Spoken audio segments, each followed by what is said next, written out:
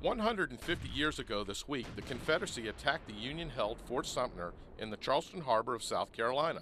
The war between the states had begun, but you might not know that some of the veterans from the war settled in Miami and lived out their lives here. There's more than 80 Confederate soldiers that are buried here in the Miami City Cemetery. This is the city's oldest graveyard. It began in 1897.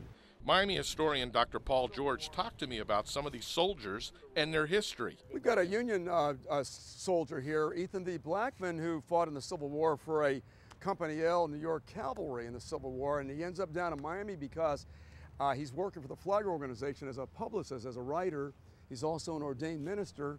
And one name you may recognize. William Burdine, who came down to Miami with his family at the end of the summer, beginning the fall of 1898, is probably the most recognized Confederate veteran who lived in Miami following the Civil War. He was a foot soldier, but he was in several battles, wounded.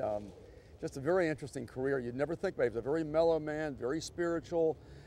When he was older, running his department store, which started out as a tiny store. Not many people lived in the Miami area during the Civil War period, but there was one incident that occurred. There were blockade runners from the Miami River that would penetrate it, going to the Bahamas, namely Bimini, to pick up supplies and food. When it was learned that one of them had penetrated the blockade, the Union sent a gunboat to the mouth of the river, dispatched 3 men in a smaller boat, went upriver and torched his plantation house. His name was George Lewis, the victim, and the house was on the south bank of the river near the Orange Bowl site today.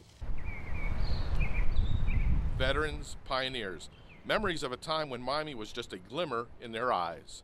Joe Harzinski, NBC, Miami.